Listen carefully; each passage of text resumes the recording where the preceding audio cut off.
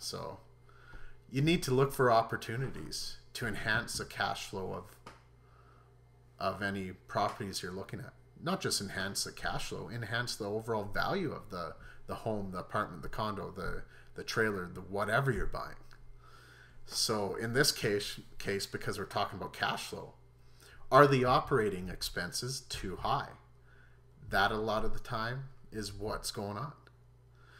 Operating expenses are too high because somebody just hasn't been keeping their eye on it. You don't keep your eye on expenses, they will always, always, always creep up just because of inflation. Things never go down on the expense side of the column. They always go up. So I've come up with my own little acronym for that. I call it RED. Reduce, eliminate, and the D in DIY, do it yourself.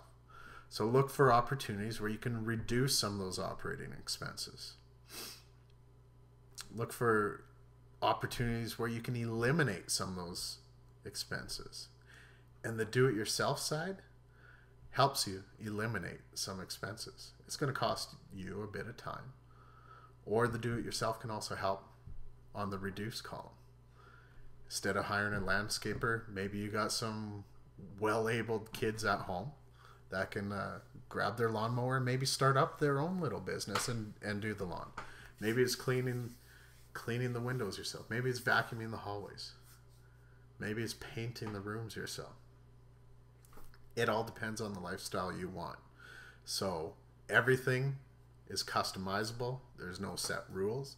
It all depends on your own creativity and what kind of work you're willing to do. The real quick boost in cash flow and income that you can get when you take over or buy a property is looking at the utilities. And hey, if the old landlord was paying the utilities, you got 60 days, you can give the tenants notice and say that, you know, there's going to be a rent change and it's rent plus utilities. But the thing here is you got to handle things with velvet gloves. Make it easy for them to say yes. Go, yes, we are doing this change right now, but what I'm putting in writing to you is I'm not going to increase rent. There are going to be no rent increases. There's going to be a rent freeze on for the next 2 years because of this. So yes, you're taking over the utilities, but instead of me coming and raising the rent next year and the year after that, you're going to have the same rent for the next 2 years. Make it easy for people to say yes to things. You know, whatever, get creative. So look for cash flow turnaround opportunities. Can you take a unit, a house, an anything, and move it to a more upscale market?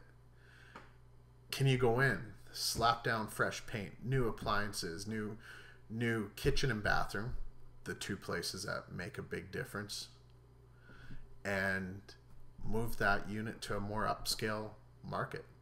You know, if you're taking over a fourplex, can you redo the whole thing and have it more upscale so it's not just your baseline renters? Move it up a notch, because that upscale market is willing and has the money to pay more. Go for the higher rents. You know, do a furnished apartment instead. And you have to have all your ducks in a row to fill a furnished apartment. But usually a furnished apartment commands a 50% higher rent, sometimes in some cases twice as higher rent as an unfurnished location, because you know what, they're done up nice, the furnishings are there, kitchen utensils, coffee maker, microwave, everything's in there for the tenant. And then what goes hand in hand with that is a great location. If you can find a place that you can do that to, that's like, say, near Thunder Bay Regional Health Sciences Center, and then find the right avenue or key contacts within the hospital, or just use internet marketing and Google and Kijiji and Craigslist to advertise a furnished apartment near hospital. Use these keywords that will get people's attention when they're doing searches for things like that. And you can get a locum Or even a doctor who's, you know what, coming in every second weekend to do work at the Thunder Bay Regional. And instead of them going to a hotel, well, they might as well spend that on a furnished apartment that they can come back to, because a lot of them do this, that they can come back to and feel more like home. I know a lot of the major corporations, and you might not think Thunder Bay major corporations, but a lot of these guys come here. There's vacancies, pregnancies, maternity leaves, and just work durations of maybe a year or less, where they're bringing people up here, and the corporation is paying for that furnished apartment for them, and they're getting $1,500 to $2,000 a month for these furnished locations. I know guys who have done this, so that's a way to move it to an upscale market. So you want to find underutilized opportunities and overlooked assets also. These things are way easier to find, in my mind, than finding a distressed buyer, a widow, or somebody who's going bankrupt, or whatever. Plus, I feel a lot better about myself doing it this way. You know what? The current owner might not actually see the opportunity that you are seeing just by being a little bit creative in your thinking, or just being outside of the situation and looking. And because that opportunity, they are not seeing it, they're not pricing it into the value, or they've seen it and they just don't care. So you step in, you buy the place, you add the value, and you collect on the value that you added, either in cash flow or an increase in the value of the property. Looking to add value to increase cash flow is one of the greatest rewards. An example of this, which I've actually experienced, you have there's a single family home that you're renting out. There's a garage off to the side with a separate driveway, a separate entrance, that the tenant isn't even parking in that driveway because they're parking on the street out front of the house. And the owner, you just rent that garage out as a storage unit. Just make sure you got proper insurance and everything on it.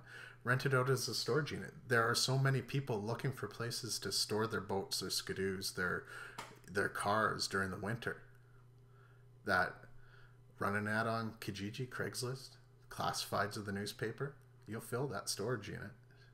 Just make sure it's good and secured. Another thing, you can have a single family home.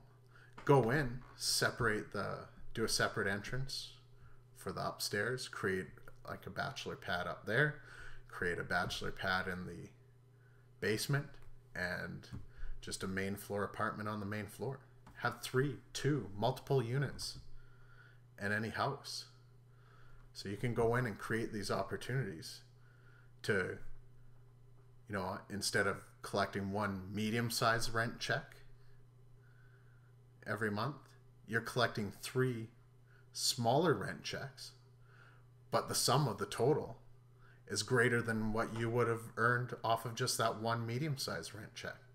And then the other nice thing that you've done there is you've diversified yourself so that if you're not relying on just any one tenant.